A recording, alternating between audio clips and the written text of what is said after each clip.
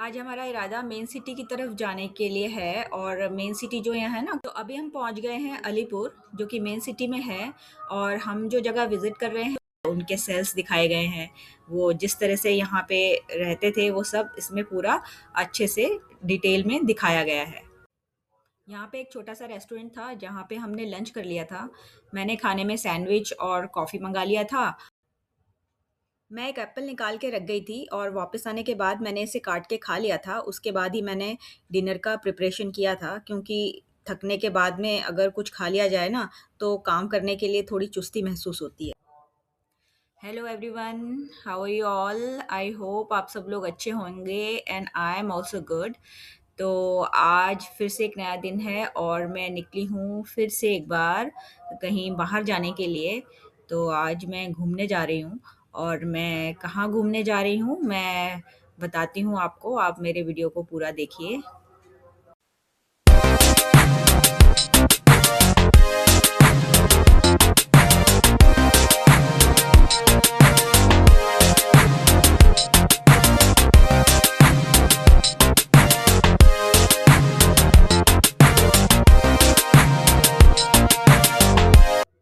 आज हमारा इरादा मेन सिटी की तरफ जाने के लिए है। और मेन सिटी जो यहाँ है ना, कोलकाता मेन सिटी, वो ये न्यू टाउन एरिया जो है, इससे थोड़ी दूरी पर है।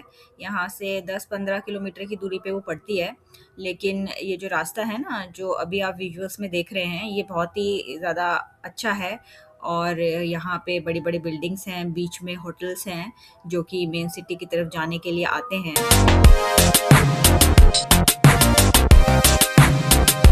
अभी आपको जो विजुअल में ये जो दिखाई दे रहा है ना, ये एक 5 स्टार होटल है, आईटीसी रॉयल बंगाल, जो कि बहुत ही ब्यूटीफुल होटल है। यहाँ पे मैं 1-2 बार आई भी हूँ। एक बार तो मैंने इवेंट अटेंड किया था और एक बार मैं डिनर के लिए आई थी। ये कोलकाता का बहुत ही फेमस होटल है और एक लैंडमार्क के जैसे भी इसे लोग यूज़ करते हैं।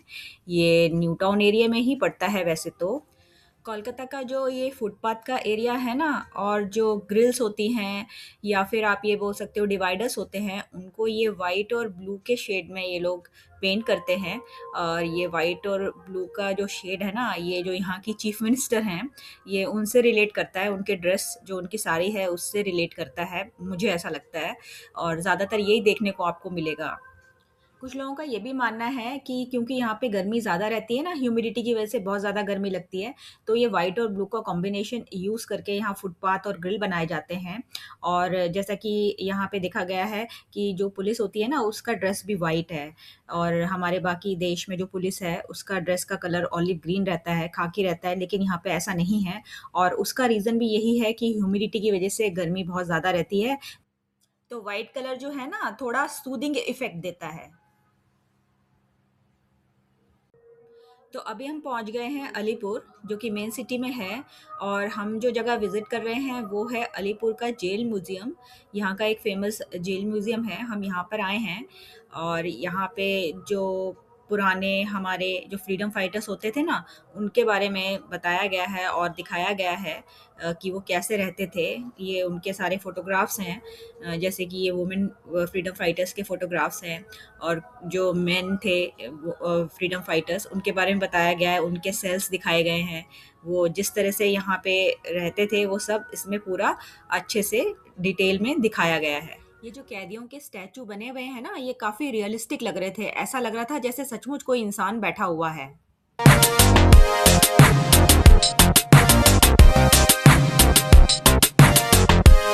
काफ़ी सारे लोगों को मैंने नोटिस किया, वो इन स्टैचुओं के साथ ना फ़ोटो भी खिंचवा रहे थे। हालाँकि यहाँ पे बैरिकेडिंग लगी हुई थी, तो थोड़ा डिस्टेंस मेंटेन करना था।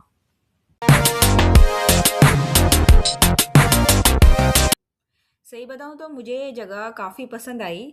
जो हमारे पुराने फ्रीडम फाइटर्स थे 1800 और 1900 के बीच में, जिन्होंने लड़ाई लड़ी है, और वो किस तरह से रहते थे जेल में, उनको जो अंग्रेज़ थे वो किस तरह से रखते थे, सब कुछ यहाँ पे डिटेल में अच्छे से बताया गया है, समझाया गया है, दिखाया गया है। काफ़ी स्पेशियस और बड़ा प्लेस था ये।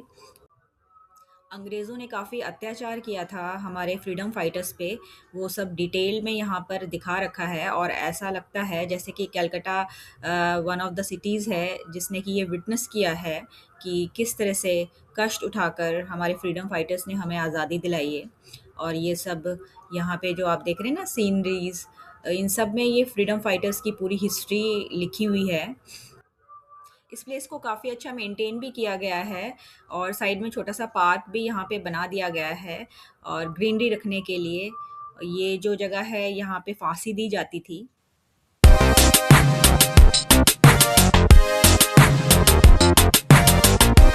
काफ़ी अच्छी तादाद में यहाँ पे लोग आए हुए थे और अगर इस प्लेस को अच्छे से विज़िट करना है तो कम से कम 2 से 3 घंटे तो लग ही जाएँगे।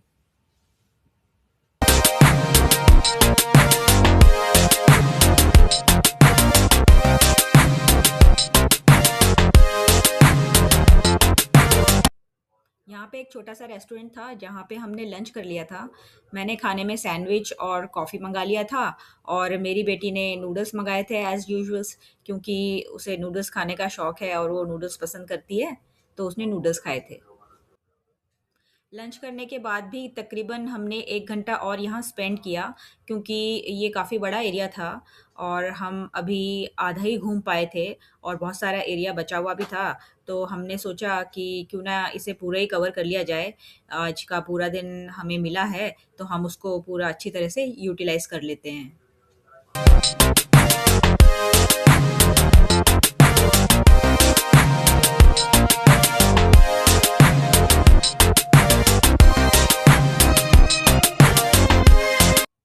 जैसा कि अभी मैंने थोड़ी देर पहले बताया था ना, ये ग्रिल्स पे आप ये व्हाइट और ब्लू कलर का पेंट देख सकते हो। ऐसा ही यहाँ पे फुटपाथ पे और डिवाइडर्स पे भी रहता है।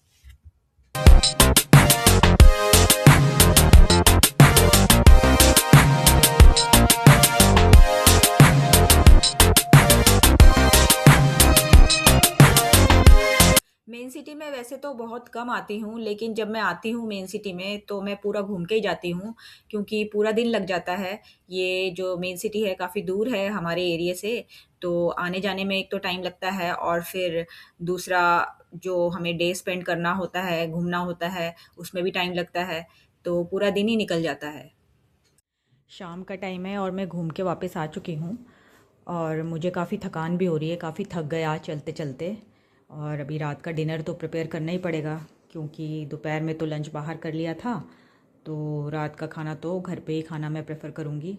तो देखती हूँ मैं डिनर में मैं अभी क्या बना पाती हूँ। ये जो एप्पल है ना, ये मैं निकाल के रख गई थी। अब सोच रही हूँ कि पहले थोड़ा-सा इसे खा लेती हूँ, थोड़ी भूख सी लग रही है ना? उसके बाद ही फिर अपना डिनर का प्रिपरेशन करती हूँ।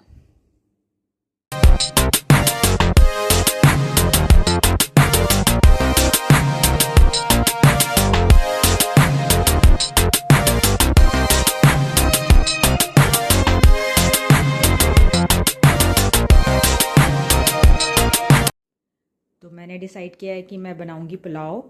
ये जल्दी से बन भी जाएगा और खाने में भी टेस्टी लगता है। इसके लिए मैंने यहाँ पे ये थोड़े वेजिटेबल्स काट के रख लिए हैं, गाजर, मटर, बीन्स, शिमला मिर्च जैसे, टमाटर, और ये थोड़े से मोटे मसाले रख लिए हैं साइड में। और चावल भी मैंने भिगो दिए थे और गैस पे कुकर भी चढ़ा दिया है। और मुझे क्या है कि ये मोटे मसाले डाल के ना चावल बनाना ज़्यादा पसंद है, इंस्टेड कि मैं इसमें कोई और मसाला डालूं। पर साइड में मैंने एक मसाला रख लिया है, मैगी मसाला, जिससे कि इसका टेस्ट और अच्छा हो जाएगा। तो फिर बनाती हूँ मैं डिनर अपना। पुलाव सचमुच बहुत जल्दी बनता है, मुझे हार्डली 10-15 मिनट ही लगे थे इसे कुक करने में और 5-10 मिनट इसे रखा रहने देने के बाद में हमने खा लिया था।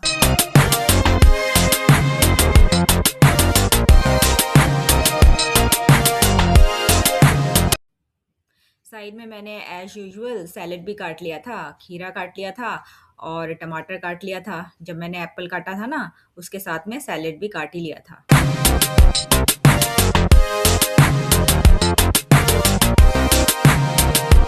पुलाव जब कुक हो जाता है ना, तो उसके जो मोटे मसाले हैं ये ऊपर आते हैं, वो मैंने सेपरेट कर लिया था। जैसे कि मोटी इलायची हो गई, तेज पत्ता हो गया, लौंग हो गया, काली मिर्च हो गई, वो सब निकाल के मैंने अलग से फेंक दिया था। और इन सब की खुशबू तो पुलाव में आ ही जाती है। पुलाव खाने में बहुत टेस्टी बना था। मेरा ये मानना है कि कोई भी चीज़ हम कुक करते हैं ना, तो उसे कुक करने के बाद गैस को बंद करके 5 से 10 मिनट उसे रख देना चाहिए ढक के। उससे क्या है कि जो भी डिश हम कुक करते हैं, उसकी क्वांटिटी और टेस्ट काफ़ी निखर के आता है।